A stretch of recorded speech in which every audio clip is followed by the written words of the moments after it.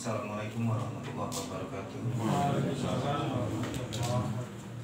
Jazakallah, terima kasih. Allah semoga menganugerahkan ilmu tambahan lewat Ustadz Abdul Maliknya. Terima kasih Ustadz, ilmunya ringkas dan padat. Yang mau saya tanyakan adalah yang menggugurkan pahala-pahala amalan ini, ya sebagian kita sudah familiar, yang ya tentu saja semuanya sudah familiar, ya sudah tahu. Cuman saya saja yang belum tahu bahwa meninggalkan sholat asar itu kok termasuk di dalam menggugurkan amal kita gitu.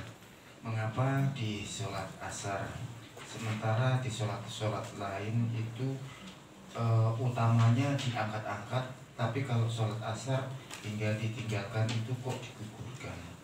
Apakah karena aktivitas atau bagaimana? Yang kemudian yang poin 5, gugurnya kita amal-amal yang sudah kita kumpulkan, diantaranya bergembira atas terbunuhnya seorang mukmin. Nah di sini kadang-kadang misalkan ada seorang yang kita anggap sebagai radikal lalu ditangkap, katakanlah penguasa di suatu negara atau di Indonesia, lalu divonis mati, misalkan belum terbukti, itu kita agak sebagian kita nih, tidak semua di sini gitu. Tentu ada orang muslim yang menyukainya, itu apakah termasuk di dalamnya kita gugur? Nah, maksudnya amal-amal kita. Terima kasih. Assalamualaikum warahmatullahi wabarakatuh. Waalaikumsalam warahmatullahi wabarakatuh. Jazakallahu khairan Ustaz Abdul Malik. Yang mau saya tanyakan, menambahkan dari suami saya yang nomor 5 itu, kita bergembira atas terbunuhnya seorang mukmin. Bagaimana kalau seorang mukminnya itu ya mungkin dia beriman tapi kelakuannya tidak mencerminkan sebagai mukmin, jadi mungkin banyak mengganggu masyarakat atau bagaimana seperti itu, akhirnya dengan kematian beliau hati mungkin tetangganya atau masyarakat yang lainnya jadi merasa tenang. Seperti itu bagaimana? Apakah masuk ke sini atau itu beda lagi? Mohon penjelasannya.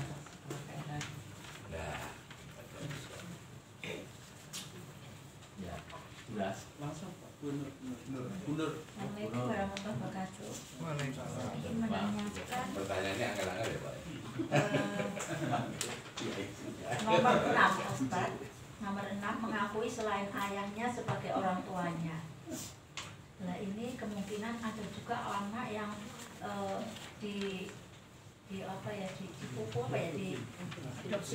diadopsi oleh orang lain, sehingga si anak itu mungkin tidak tahu sebenarnya dia mengakui ayah yang angkatnya itu sebagai ayahnya sendiri. Kalau ini bagaimana Ustaz? Terima kasih. Nanti sampai jam 9. Lanjut setelah Isya. Iya, lanjut. Yang tambah 1 nomor 11. Ini kedurhakaan istri kepada suaminya. Yang saya garis bawahi ini hanya ini, seorang istri yang melewati malam hari dalam keadaan suaminya murka kepadanya. Itu juga ada hadisnya bahwa apabila seseorang istri tidak melayani hasrat suaminya, maka akan dikutuk malaikat sampai pagi. Jadi pertanyaannya, lah kok perempuan, nah, kalau dibalik bagaimana Pak ini Pak? Iya, maksudnya kan ada juga yang suami egois ya, suami egois gitu, kemudian istrinya dibiarkan merana gitu.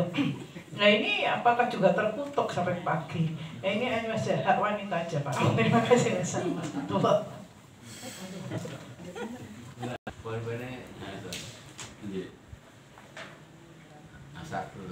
Bapak Ibu ya, terima kasih atas diskusi yang disampaikan ya. Jadi memang mengawali tadi ya, kita hadis yang pertama itu kita menjalankan perintah ya, atau menghidupkan sunnah ya. Berangkat ke masjid menunggu sholat terus sholat, kita nunggu sholat isya, setelah sholat maghrib melangkahkan kaki, ya, memperbaiki wudhu. Ini utamanya, contoh bagian kecil ibadah yang diperintahkan. Kemudian larangannya itu kan banyak sekali. Kemudian yang paling utama itu yang tadi itu dosa-dosa kecil, ya, istilahnya yang menggugurkan pahala imannya seseorang itu. Yang utama itu jangan sampai kita naudzubillah musyrik, ya, kemudian munafik, ya, kemudian apalagi murtad, atau satunya lagi apa, kafir, ya. Jadi, itu ada yang istilahnya kita hati-hati itu yang di lingkungan kita, ya. Dulu waktu kecil itu saya bayinya itu dikasih gelang yang dari apa itu yang gemung gelut apa? Gemung bungkle. Oh, dino blengke. Nah, itu kan artinya saya dulu itu setelah saya punya anak sekarang kok enggak ikut lagi karena sudah belajar seperti ini, kan. Tidak harus, ya, misalnya. Nah, kalau memang adat dulu biar katanya tolak bala atau apa. Tapi kalau diniati Bismillahirrahmanirrahim, ya, itu apa, mempercantik tangannya. Dulu mau beli cincin emas enggak kuat untuk dengan bungkle itu. Enggak tahu, ya, orang sepuh. Tapi yang sekarang ini kita perbaiki. Kalau memang tidak ada contohnya dari Rasulullah, ya udah nggak pakai dengkul-dengkul, tidak apa-apa. Alhamdulillah saya punya diamanati 3 anak itu nggak pakai dengkul-dengkul semua, karena sudah modern, ya, kalau yang dulu. Itu contoh kecil saja yang bisa menjadikan musyrik kalau diyakini, kita meyakini atas benda yang memberikan manfaat. Maksudnya seperti itu. Tapi kalau kita niat Bismillah, ya insya Allah betul lah. Maksud terus orang tua kita dimusyrikan, betul, insya Allah aman, karena niatnya dari siapa itu dulu yang ngasih, biasanya Mbah Dukun Baji atau apa. Itu yang perlu digarisbawahi itu. Kemudian yang perbuatan dolim, tadi banyak sekali perbuatan dolim, ya, sehingga nanti jangan sampai perbuatan dolim itu pada saat kita sudah mau masuk surga, ada satu tempat namanya apa ya, lupa ini, Puntoro. Nah, itu kayak di mau masuk hotel itu ada resepsionis ini mau masuk check in, ada yang memperhitungkan, bentar, jangan masuk dulu, saya dulu didolimi. Nah, seperti itu. Setelah itu diperhitungkan baru nanti bisa check in, lulus. Kalau perhitungan amalnya kok dalam memberikan kepada orang yang didolimi itu habis, maka ditimpakan dosanya orang yang didolimi sehingga tidak jadi masuk surga. Ini yang kaitannya dengan gugur amalan pahalanya. Termasuk tadi yang ditanyakan, ya, selain yang utama tadi yang menggugurkan musyrik, kemudian munafik, murtad, musyrik, atau apa tadi satunya lagi syirik, itu yang dosa besar. Tadi yang ditanyakan kan, kalau seperti apa, riya, kita beramal, kalau tidak disebut namanya Kang Malik, mau nyumbang 1 juta kok ora diumumke, kok terus nesu, ya, terus diumumke, ya, ben ngerti wong-wong. Ini kok ada niatan riya, ya, itu istilahnya cuman mengurangi saja, tidak menghapus. Masalah itu ada diumumke soalnya duitnya dijeguk untuk apa, akuntabilitas, ya. Nah, itu masih diperbolehkan, ya. Tapi kalau niatnya kok riya, itu mengurangi pahala. Harusnya 100% tinggal 75% atau 50% itu. Kemudian yang berikutnya apa tadi? Mendatangi dukun atau peramal, ini juga sama, ya, sehingga mempercayai paranormal, ya. Dulu saya pernah ngaudit di BUMN itu, bagian pemasarannya ada biaya paranormal, besar sekali. Kemudian, wah, ini saya ungkap, wah, ini tidak wajar namanya. Kemudian, ya, selain itu tidak ada di rencana anggaran perusahaan, ini menjadikan musyrik. Kemudian durhaka kepada orang tua, ya, itu walaupun panjenengan berangkat haji ping 17 sujud sampai bekas sujud niku tambah hitam mboten sesedo niku sampai dekok ya, maka itu pahalanya kalau durhaka kepada orang tua kan berarti memutuskan silaturahim, tidak masuk surga orang yang memutuskan silaturahim. Kemudian orang yang bergembira atas terbunuhnya seorang mukmin. Nah, niki saya belum belum memahami betul. Tapi di sini ada Rasulullah SAW bersabda, barang siapa membunuh seseorang mukmin dan berharap pembunuhannya, maka Allah Subhanahu wa taala tidak akan menerima darinya amalan wajib fardu maupun amalan sunnahnya. Nah, ini termasuk tadi orang yang didolimi, yang di dalam hadis tadi Rasulullah menjadikan orang tersebut termasuk orang yang muflis ya, bukan tapi Pak muflis ya, itu orang yang bangkrut, orang yang failit.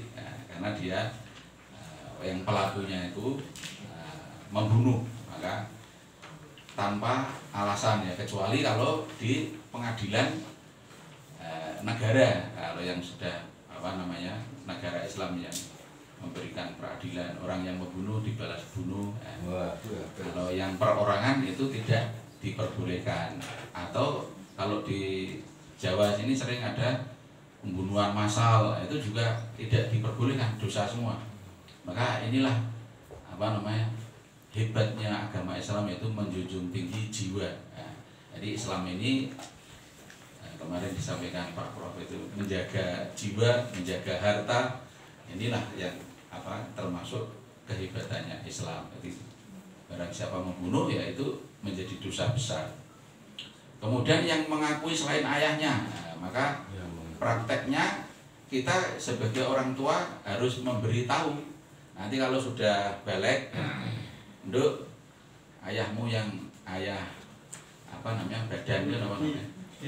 ayah biologisnya bapak ini, soalnya harus disampaikan. Kalau tidak kan kemudian nanti jadi salah semua, orang tuanya juga salah, anaknya juga salah, karena nanti berkaitan dengan hukum waris, berkaitan dengan hukum-hukum Islam.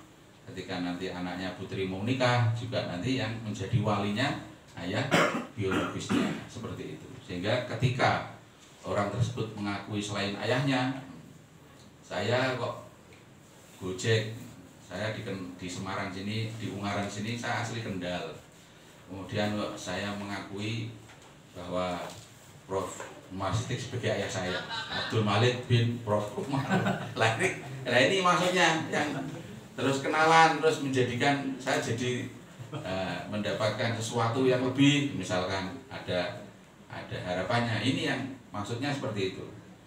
Tapi kalau anak kecil tadi mesti juga ini harus orang tuanya yang kan banyak yang qadarullah, diberikan Allah ujian, tidak diberikan amanah keturunan, kan ada juga seperti itu, sehingga mengambil anak angkat itu ada caranya, sehingga nanti harus disampaikan kepada anak tersebut. Jangan coba-coba seperti yang sudah orang tua udah tahu mau melamar pekerjaan, ini keluarganya ini tidak mengakui ayahnya sendiri, tapi orang yang lain diakui sebagai pamannya atau ayahnya. Kemudian tadi yang nomor berapa? Nomor 11, Pak. Nomor 11. Durhaka terhadap suami. Jadi memang kedudukan di Muslim itu ketika anak perempuan itu berbakti kepada kedua orang tuanya, itu setelah perempuan itu menikah, itu beralih berbakti kepada suaminya, seperti itu. Tetapi kalau yang putra itu sampai berbakti kepada kedua orang tuanya, bahkan tanggung jawabnya tidak hanya kepada istrinya, kepada anaknya, kepada adiknya. Kalau laki-laki itu tanggung jawabnya besar. Nah, kalau istri ini memang tuntutannya adalah berbakti kepada suaminya. Berbakti ini sehingga dalam beribadah pun tidak rumit, asal sholat dijaga 5 waktu yang fardu-fardu, jadi kemudian menjaga kehormatannya, puasa Ramadan seperti itu sudah cukup dengan berbakti kepada suaminya. Nah, ini sudah selamat dan dibukakan pintu surga. Nah, itu kalau yang istilahnya situasional ya. Kalau misalkan kok istrinya mengambil uang suaminya, ya situasional. Kalau sudah dicukupi kok ngambil, ya berarti dosa, durhaka kepada suami. Tapi kalau suaminya kerja ya, biaya hidupnya 1 bulan itu 3 juta kok baru dikasih 2,5 juta kurang 500, boleh itu ngambil, hanya bukan termasuk durhaka. Setuju ibu-ibu? Kurang. Jadi diperbolehkan mengambil kekurangannya tanpa seizinnya, karena penghasilannya 7 juta baru dikasih 3 juta saja. Apa harusnya 3 juta dikasih 2,5 lah, yang setengah itu kan harus diambil ya. Istilahnya situasional. Tapi prinsipnya adalah istri itu harus berbakti kepada suaminya, meskipun dalam ibadah sunnah juga atas izin suaminya ya. Untuk beribadah sunnah pun, tapi Rasulullah di dalam hadis ini banyak sekali ketika Zainab itu di tempat sholat di masjid itu pernah membuat tali ya, membuat tali apa namanya, terus ditegur sama Rasulullah masuk masjid, ini kok ada talinya siapa? Zainab. Rasulullah ketika dia apa namanya capek terus badannya ditali sholat di masjid. Rasulullah waktu itu tidak melarang ibu-ibu sholat di masjid. Monggo kalau ada pertanyaan lagi. Tadi yang ditanyakan Bu Ida itu kalau nggak salah, bagaimana kalau misalnya kebalikannya suaminya yang minta. Ditanyakan itu, jadi jawabannya itu nggak menjawab pertanyaan. Belum menjawab. Oh, belum menjawab. Oke. Kalau mau ditambahkan nggak sampai. Izin diskusi gitu. Jawabannya adalah tauhid ya. Itu juga benar, masya Allah. Saya pernah mendengar suatu kajian bahwa letak laki-laki itu maksudnya itu biologisnya laki-laki testosteron, bahwa di tubuh laki-laki ada yang menggerogoti namanya sel dan hormonnya testosteron, dan selnya adalah sperma. Ini berbeda dengan sel telur yang notabene-nya tenang, Bu. Jadi testosteron testosteron menghasilkan sperma ini bergerak terus. Sedangkan sel telur itu tenang. Jadi bawaan kalau bergerak terus itu tidak bisa dibalik ini. Kata Pak Efta, wong tadi belum seandainya tidak mau kok dibalik kan belum gitu. Jadi kalau dibalik tentu tidak bisa, karena ini sudah fitrah Allah, Bu, ciptaan Allah, bahwa laki-laki lebih butuh diamankan. Jadi satu itu.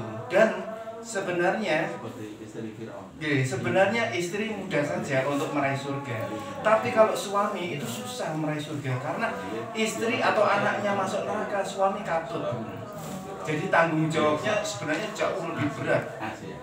Artinya ketika istri nuyus kemudian suami dayus, atau kalah dalam diskusi, kalah dalam nasihat, kalah dalam ilmu, suami bisa katut masuk neraka.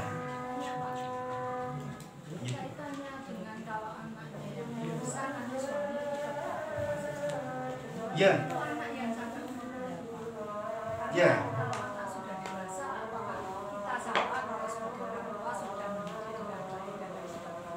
Iya. Jadi pertanyaan baru nih, Bu ya. Nah, jadi katutnya di sini kalau selalu kalah. Dayuts itu pengertiannya adalah suami yang lemah ilmu, tidak mau belajar, cuek, terus kemudian kalaupun menasihatin itu juga sederhana, semaunya sendiri. Kan semua orang tua pasti menasihatin tuh, Bu. Tapi jarang orang tua yang menasihatin nimba ilmu lagi, menasihatin nimba ilmu lagi. Nah, katakanlah mungkin sudah ya, insya Allah kalau dengan atau kita yang ada di sini sudah. Tapi di beberapa kasus itu memang hanya menasihatin saja, sholat no. Suaminya, bapaknya tidak sholat katakanlah, atau hanya nyuruh sholat tapi tidak tahu ilmu sholat. Nah begitu Bu. Jadi insya Allah maksudnya tugas suami jauh lebih berat. Jadi kalau dibalik tadi sebenarnya Allah sudah maha adil. Artinya kita laki-laki yang sudah punya hormon yang berat ini, ibaratnya kalau tidak terlayani, maaf nih ego-egoan jadi kalau tidak terlayani semalam, maka besok seperti apa? Karena testosteron dengan hormon sperma itu menggerogoti, bisa memantik sebuah emosi, kemudian mudah buntu pikirannya. Karena Firman mudah selingkuh. Nah itu. Ya, intinya bukan kemauan kita loh Bu, kami loh Bu, laki-laki loh Bu. Itu sudah fitrah dari kodrat dari Allah.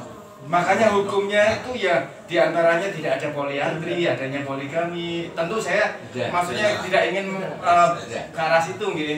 Tapi itulah perbedaannya biologis. Kalau dibalik bagaimana? Nah itu tentu baliknya. Ya, aku ngetes dong, ngetes. Jadi Bu Ida ngapunten terbatas nih ilmunya.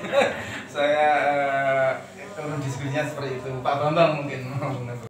Istri Fir'aun, meskipun Fir'aun mengaku Tuhan, istrinya dimasukkan surga karena menghargai, tetap melayani Fir'aun.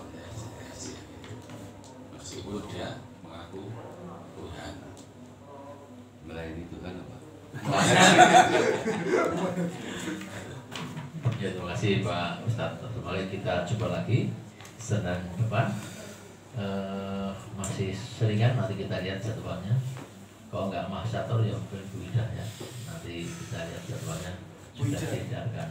Itu ya. Bu Ida. Ya. Terima kasih. Tapi kalau Bu Ida nggak ada wajib untuk jadi imam ya. Karena, Oh iya.